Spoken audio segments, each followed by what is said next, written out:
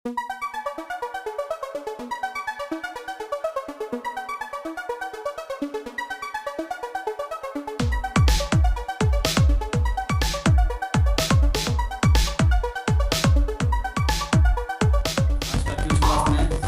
बार फिर से हार्दिक स्वागत है। तो चलिए ज़्यादा देर न करते हुए आज का मैं पहला क्वेश्चन एसपीडी जी के लेकर के आया हूँ।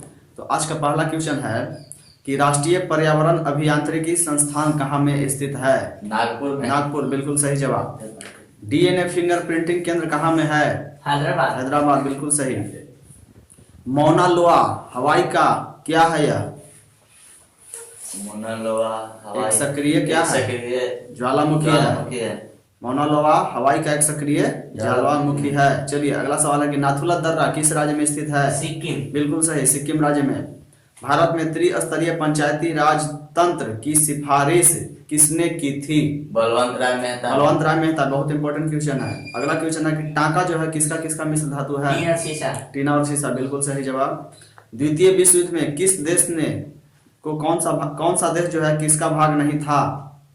जापान देश। किसका भाग नहीं था? Axis power. एक्सिस पावर यानी धुरी राष्ट्र इसी को बोलते हैं। ठीक है।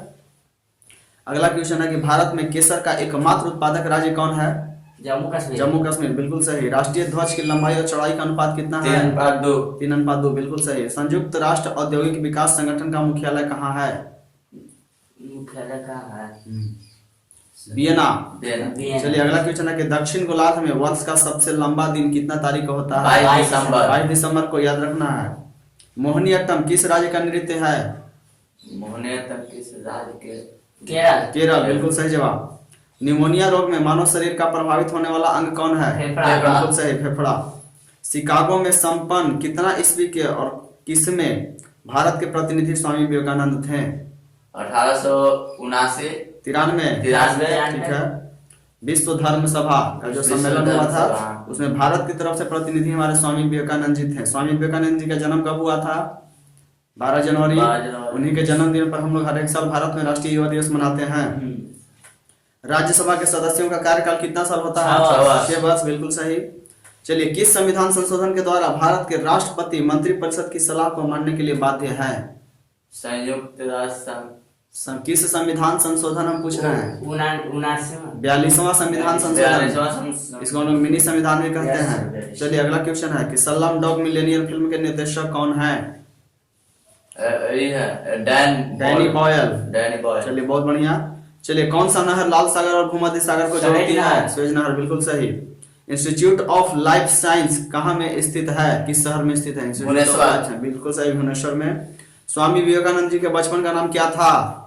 नरेंद्र दत्त बिल्कुल सही जवाब। अगला सवाल है भारतीय संविधान के किस अनुच्छेद में कहा गया है कि भारत में एक संसद होगी और उसका निर्माण राष्ट्रपति, राज्यसभा और लोकसभा से मिलकर होता है? अनुच्छेद 79 बिल्कुल सही जवाब। राष्ट्रमंडल के महासचिव पद पर आसीन होने वाले पहले एशियाई कौन है? राष्ट्रमंडल से पहले कमलेश शर्मा। अगला क्वेश्चन, बरौनी तेल शोधा कितना ईस्वी में सोवियत रूस के सहयोग से बना है? बरौनी जो है 1964 बिल्कुल सही। अगला क्वेश्चन है कि योजना आयोग की स्थापना कितना ईस्वी को की गई? 22 मार्च 1950। 15 मार्च 1950। अगला क्वेश्चन, बुद्ध के उपदेशों का संकलन किस ग्रंथ में है? बुद्ध के उपदेशों का संकलन किस ग्रंथ में मिलता है? सूत्र पिटक। चंगेज खान ने किसके शासनकाल में भारत पर आक्रमण किया था? बिल्कुल सही, इल्तुतमिश। सैयद वंश का संस्थापक कौन था? खिज्र खान बिल्कुल सही जवाब है। तो यहाँ पर एसपीडी जीके का आपका क्विज समाप्त होता है। तो चलिए हम लोग बढ़ते हैं एसपीडी साइंस की ओर। तो एसपीडी साइंस का आपका पहला क्वेश्चन है कि हीरा का चमकना और मरीचिका बनने का कारण क्या है? पूर्ण परावर्तन, जिसको TIR भी कहते हैं, टोटल इंटरनल रिफ्लेक्शन। ठीक है। चलिए नेक्स्ट क्वेश्चन, सूर्य की ऊर्जा का स्रोत क्या है? नाभिकीय संलयन। रॉकेट की गति जो है किस पर आधारित है? सूर्य के संवेग संरक्षण के सिद्धांत पर।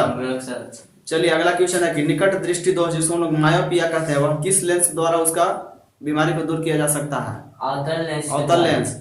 और अगर दूर दृष्टि पूछेगा तो उत्तल लेंस। जरा दृष्टि पूछेगा तो बाइफोकल लेंस। और अगर अबिंदुकता पूछेगा तो बेलनाकार लेंस। चार बेलनाकार प्रकार लेंस। के दोष होता है, चारों को आपको याद रखना है। चलिए अगला क्वेश्चन है कि निकट दृष्टि दोष का कारण क्या है? अवतल लेंस का नेत्र लेंस का मोटा हो जाता है, नेत्र लेंस फोकस का फोकस दूरी कम हो जाता कम हो है, जाना। इसीलिए निकट दृष्टि दोष होता है। निकट दृष्टि दोष में क्या होता है? निकट की वस्तु स्पष्ट दिखाई देता है लेकिन दूर की वस्तु स्पष्ट नहीं दिखाई नहीं देता। दिखाई देता है। मतलब और अगर दूर दृष्टि कहेगा तो दूर की वस्तु बढ़िया से दिखेगा लेकिन नजदीक की वस्तु नहीं दिखेगा। ये होता है निकट दृष्टि दोष और दूर दृष्टि दोष। अगला क्वेश्चन है कि दीर्घ दृष्टि दोष को दूर किया जाता है, इसको हम लोग हाइपरमेट्रोपिया क्या कहते हैं, हम लोग पढ़ के लिए हैं। किसको किससे दूर किया जाता है इसको? उत्तल लेंस। उत्तर लेंस, ठीक उत्तल लेंस है। से। अगला क्वेश्चन है कि परमाणु बम का सिद्धांत किस पर आधारित है? संवेग से रखना। नाभिकीय नाभिकीय विखंडन। संवेग। परमाणु बम नाभिकीय विखंडन नाभिकीय पर। विखंडन। और हाइड्रोजन बम का सिद्धांत किस पर आधारित है? नाभिकीय संलयन। नाभिकीय संलयन, बिल्कुल सही जवाब। दोनों क्वेश्चन याद रखना है। चलिए अगला सवाल है कि ग्रीन हाउस प्रभाव गैस कौन है? Carbon dioxide. Carbon dioxide. Carbon बहुत डाइऑक्साइड। माने इंपॉर्टेंट क्वेश्चन है। चलिए अगला क्वेश्चन है कि दाढ़ी बनाने और आंख नाक कान की जांच में कौन सा दर्पण का हम लोग प्रयोग करते हैं? उत्तल दर्पण। अवतल अवतल दर्पण। दर्पण। नाभिकीय विखंडन में क्या प्रयुक्त होता है? न्यूट्रॉन। न्यूट्रॉन। द्रव अवस्था में पाए जाने वाला धातु कौन है? द्रव स्थान पाया जाने धातु पारा। पारा। चलिए द्रव के रूप में पाए जाने वाला एकमात्र अधातु कौन है? जो द्रव के ब्रोमीन। रूप में- ब्रोमीन। ब्रोमीन, ठीक है। विद्युत धारा किससे मापते हैं हम लोग? अमीटर से। आमीटर से।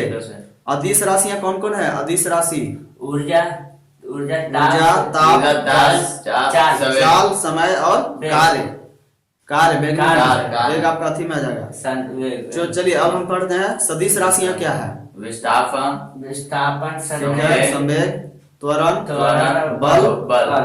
तो इस तरह से बहुत सारी राशियां हैं, इसमें जो नाम दिया होता है और भी है राशियां जो सदिश और अदिश है, ठीक है। चलिए अगला क्वेश्चन में हम लोग पढ़ते हैं कि शुष्क बर्फ किसको हम लोग कहते हैं? शुष्क बर्फ। Carbon dioxide. ठोस कार्बन डाइऑक्साइड को हम लोग शुष्क ठोस बर्फ कार्बन कहते हैं। अगला क्वेश्चन है कि तत्व का सबसे छोटा भाग क्या कहलाता है? जो तत्व का सबसे छोटा भाग परमाणु कहलाता परमाणु है। कहलाता है। रासायनिक यौगिक का सबसे छोटा यूनिट क्या है? अणु। अणु, बिल्कुल सही। परमाणु के 3 मौलिक कण कौन कौन है? इलेक्ट्रॉन प्रोटॉन और न्यूट्रॉन, बिल्कुल सही। इलेक्ट्रॉन की खोज बता सकते हैं किसने किया था? जे जे थॉमसन। तो चलिए यहाँ पर स्पीडी साइंस आपका समाप्त होता है। और कल हम लोग क्या पढ़े थे? कल हम लोग एक ट्रिक के माध्यम से पढ़े थे कि जैसा कि आप लोग जानते हैं कि हमारा जो प्राचीन समय में जो भारत था वह हमारा 16 महाजनपदों में बटा हुआ था, है ना? Yes. तो 16 महाजनपद में जो बटा हुआ था तो उसमें कल हम लोग 8 गो महाजनपद के बारे में पढ़े थे कि कौन सा महाजनपद है, उसकी राजधानी क्या है। क्योंकि आपका आने वाला एग्जाम में चाहे एसएससी हो, रेलवे हो, यूपीएससी, बीपीएससी, कोई भी एग्जाम है बहुत ही अक्सर इससे प्रश्न पूछता है। तो चलिए ज्यादा देर न करते हुए हम लोग एक ट्रिक के माध्यम से पढ़े थे। उसमें हम लोग सबसे पहले याद किए थे कि 8 गो शुरुआत में, 8 गो आज हम लोग और पढ़ेंगे। तो 8 गो महाजनपद में सबसे पहला महाजनपद का नाम था क्या? गांधार। गांधार। ग से हम लोग याद किए थे गांधार। गांधार। और गांधार की बताइए राजधानी क्या है? राजधानी तक्षशिला। तक्षशिला, बिल्कुल सही जवाब। और अगर इसका वर्तमान क्षेत्र पूछा जाए तो कहाँ है?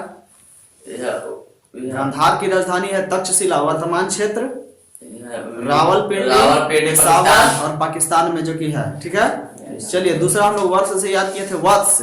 तो वत्स की राजधानी कहाँ है? वत्स वाराणसी नहीं, कौशाम्बी। कौशाम्बी। कौशाम्बी। और अगर इसका वर्तमान क्षेत्र अगर देखा जाए तो कहाँ है? इलाहाबाद के आसपास, उत्तर प्रदेश में पड़ा है, ठीक है।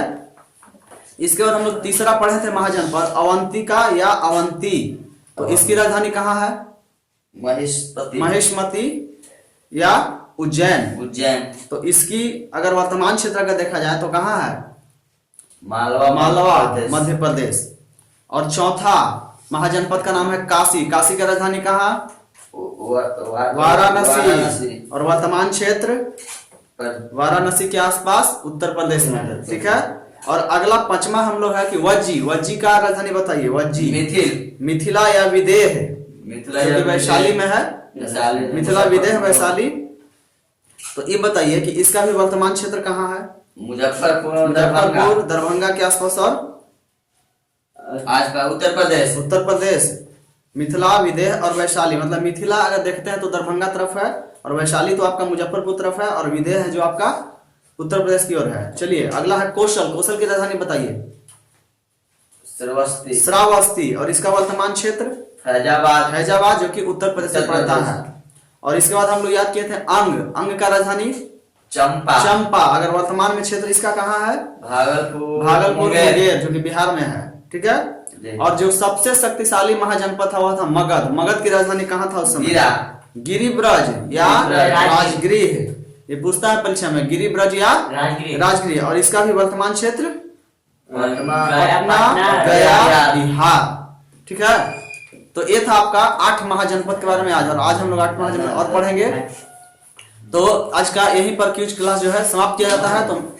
तो सभी विद्यार्थी को मैं यह सूचित कर देना चाहता हूं कि आप लोग अगर आना चाहते हैं तो गुरुकुल नंबर 1 कॉम्पिटेटिव क्लासेस वो में आप आ सकते हैं और आकर के अपना परफॉर्मेंस को बढ़ा सकते हैं। और अगर आप मैथ में कमजोर अगर है तो आप यहाँ पर एक बार अवश्य पधारिए, क्योंकि मैथ से संबंधित जो भी आपको कंपटीशन लेवल का प्रॉब्लम होगा मैं आसानी से आपको हल कर सकता हूँ। तो आइए चलते हैं, अब हम यहीं पर आपको समाप्त करते हैं। और हाँ दोस्तों, अगर वीडियो आपको पसंद आता है तो इसे लाइक कीजिए, शेयर कीजिए और दोस्तों को सब्सक्राइब करना न भूलिए। तो चलिए मिलते हैं नेक्स्ट वीडियो में, तब तक के लिए धन्यवाद। जय हिंद।